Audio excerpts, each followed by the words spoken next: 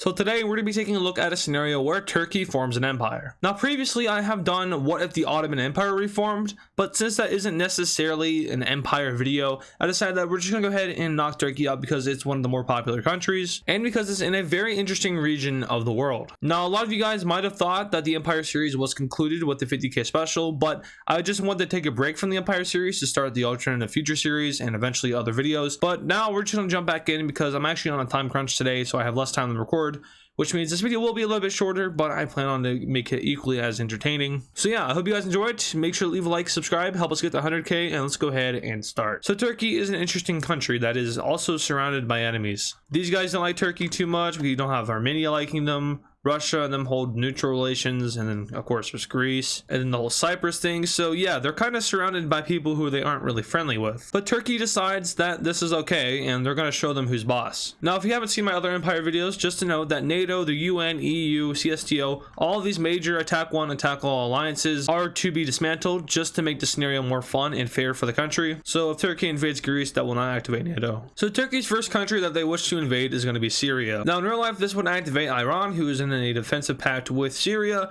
However, like I said, those have been dismantled, so Turkey is going to be easily getting away with this. Turkey officially declares war on the country, and eventually they start to invade in from the north. Turkish troops sweep down the coast and cut off Syria from the Mediterranean Sea, and from here they start to campaign in from the center of the country. These two sides eventually meet up near the border and make an encirclement, which is eventually wiped out, and this opens up a new front for Turkey to push down south towards the capital of Syria. Now Syria is in a civil war right now, and we all know this because of all the crazy sides. So that would be an interesting aspect because foreign powers like Russia and the United States are in Syria operating. So we could have some problems with this whole invasion thing, but we are going to be ignoring that because like I said, sometimes we have to sacrifice realism for entertainment, and that's what we're going to have to be doing here. Anyway, Turkish troops now rally up here near Lebanon and start to push down towards the capital of Syria. The spearhead is effective and they manage to capture the city, and from here we have all of western Syria following the Turkish forces. Followed by this, Turkish forces start a campaign into northeastern Syria, and very slowly Turks start to push in on all sides. A few more weeks of fighting leads to the capitulation of Syria, and let's go ahead and take a look at this peace treaty. Alright, so in this peace treaty here, we have Turkey fully annexing Syria and installing a new, more friendly Turkish system, which is interesting because Syria and Turkey really don't hold good relations in real life.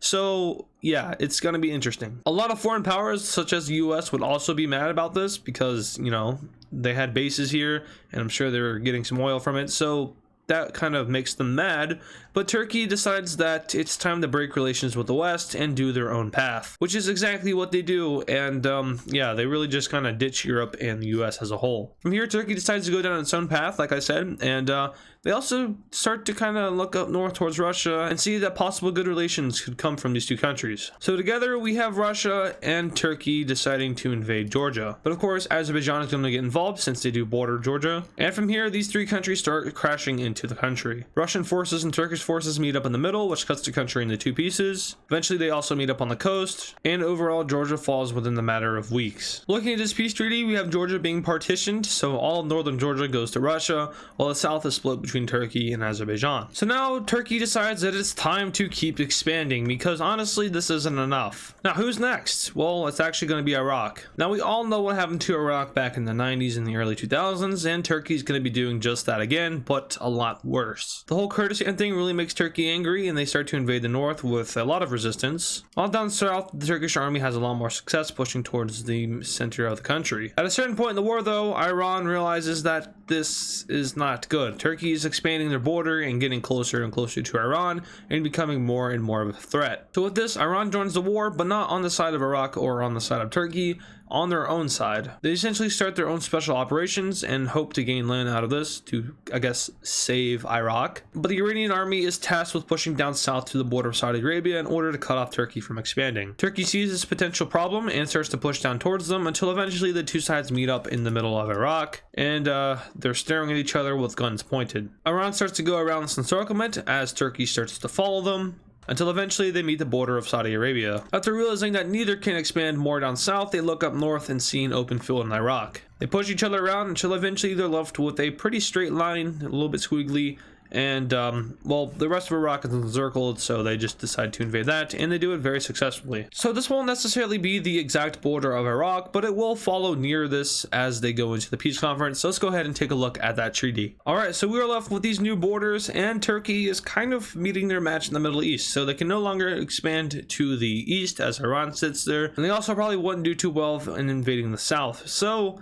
where does Turkey go? Well, they decide to invade Lebanon, which really sets off Iran, and tensions between these two countries are at an all-time high. So as Turkish troops cross over and take over Lebanon, we have Iranian troops being sent to the border of Iran, and kind of just, you know, not necessarily invading, but just sitting there at the border waiting for a possible invasion if ordered to. In response to this, Turkey also sends their troops to the border, and once again we have a death stare on the border between these two countries. We have Lebanon getting annexed by Turkey, and from here Turkey shifts its focus westward. Now, one of Turkey's greatest rivals in all of history is Greece. Now, Greece is a country with a fairly strong navy, and Turkey also has a fairly strong navy, and in terms of matching, Turkey is stronger, but Greece isn't that far off. Now, Turkey does not care about this because they are buffed, and they decide to declare war on Greece, which also kind of gets Cyprus involved. Not for long though, because Turkey was already invading to plan that, and the island falls over to Turkey very swiftly. From here, Turkish troops push across from Thrace and start to make landings on these Greek islands. A landing is made in Crete, which goes very slowly as this is a pretty mountainous island, but eventually it falls, and Greece is started to be pushed back towards its mainland. A landing is made in southern Greece, and this entire island is captured, which puts Greece in a two-front war scenario. The Greek army starts a counter-offensive in the north, which actually does pretty good as they push back into Macedonia. They also managed to make a landing on this island down south, but eventually that is stopped and they are pushed back onto the main Greek peninsula. The Turks push across and cut off their capital area from the rest of Greece, and with the assistance of naval landings, this entire coast falls over to Turkey. Now Greece is put on complete defensive as troops are ordered to stand their ground and not let the Turks advance, which doesn't go very well for the Greek army. A landing is made near Athens, which eventually captures the city, and eventually Greece is reduced to the northwestern part. Very slowly but surely, Greece is pushed back until eventually the country is completely captured by Turkey. Then we have the leaders mysteriously vanishing, and a new government is set up, which signs a peace treaty with Turkey. And just like that, Greece is now Turkish. I apologize, Greek people. And we also have the island of Cyprus being annexed. So now Turkey has a pretty strong foothold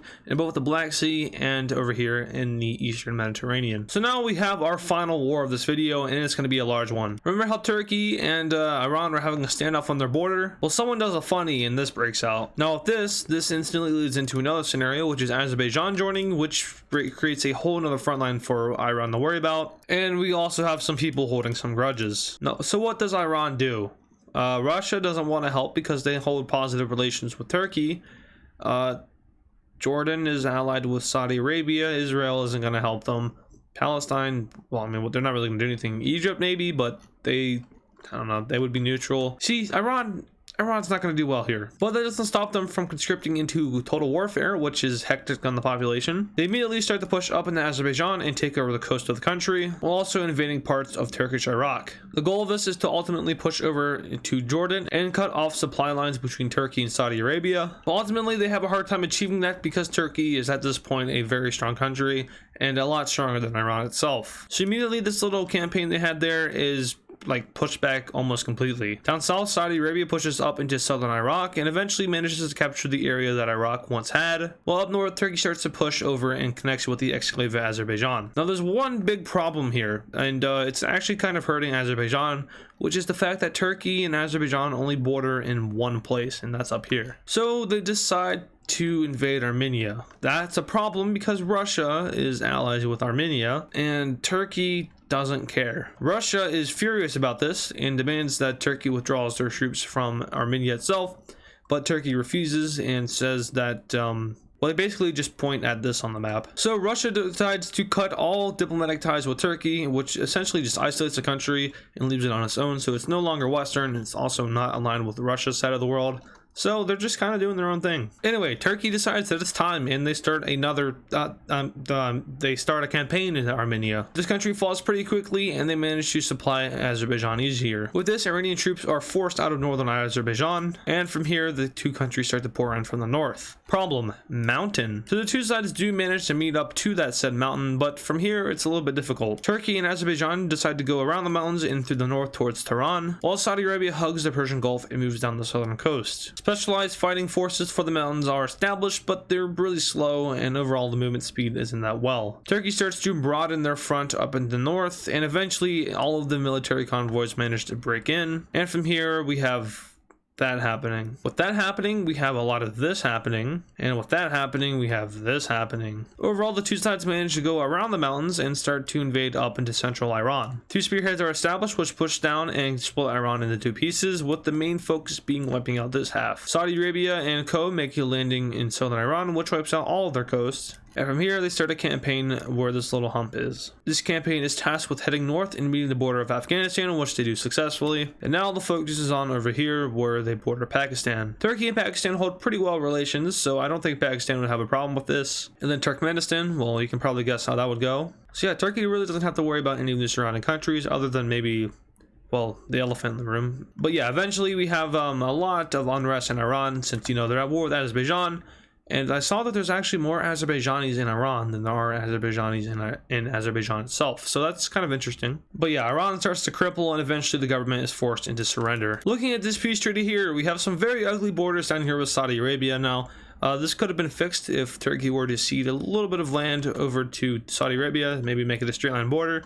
That would look a lot better, but unfortunately they don't do that. Iran is beaten back and pushed into just, I guess, the lower areas of Iran. So the mountains are now on this side of the border, which is beneficiary to Turkey. Azerbaijan and Turkey managed to split Armenia, with a majority of it going to Turkey, but Azerbaijan is connected with their exclave. Azerbaijan is also connected down south and gets some land out of Iran. All in all, Iran has been beat back and a new government is installed in Tehran, which is more pro-Turkish and a lot more friendlier towards Saudi Arabia. And yeah, that's gonna do it for this scenario. So this is what would happen if Turkey were to theoretically form an empire. Take it however you want. If you're angry about this, then go watch my Greece video.